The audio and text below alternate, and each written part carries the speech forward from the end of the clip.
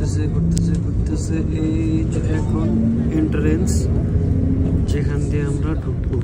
পাহাড় থেকে নেমে আসছে ঝর্ণার পানি,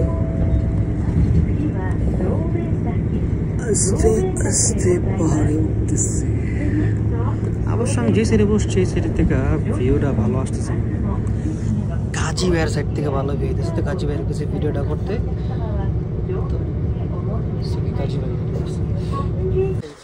কি একটা অবস্থা, পাহাড় থেকে ঝরে ঝরে ঝরনা পড়ে যায়।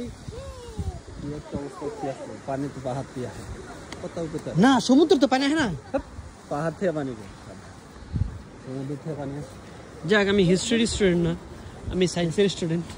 সায়েন্সের student, history student, common sense, এই কোনো স্টুডেন্টই না।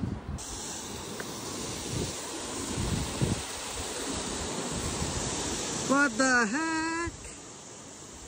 অস্থির একটা পরিবেশ। এখন কথা হচ্ছে যে দিশি তাকালে তো কলজা মলজা গরম হয়ে যাবো গা।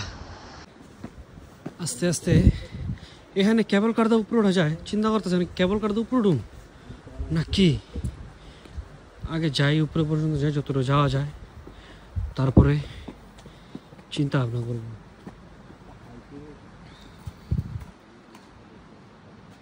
এই একটা জিনিস, একটা ইন্টারেস্টিং পার্ট, এই যে বছর শেষে তো জাপানিজদের যে কভারগুলো থাকে ওইখানে খুব দামি দামি এক্সপেন্সিভ মদ থাকে, ওয়াইন থাকে, আর অনেক আর কি অ্যালকোহল টাইপের রেখা দেয় ওরা, কারণ ওরা বিশ্বাস। পুরো একটা সিঁড়ি সিঁড়িময় অবস্থা, যাবাই না, সিঁড়ি আর সিঁড়ি, সিঁড়ি সুগি, এত সিঁড়ি থাকলে হাঁপাই যেতেছে তখনই। অবশ্য বয়স হতে আছে। কিসের দোকান? ওকে, পারো না। তারপরে কি হাইকিং করতে আসছে পাহাড়ে, আর আমি জন পোলাবেন আমরা হাইকিং করতে গেলে চারবার চিন্তা করি। আর কেবল কারের সাইডে টিকিট কাটবো কি কাটবো না চিন্তা করতেছি।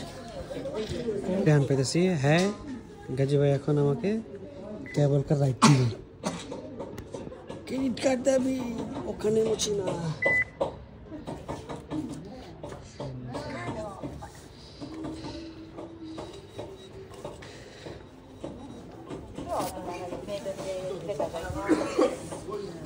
আরিগাতো গোজাইমাসু।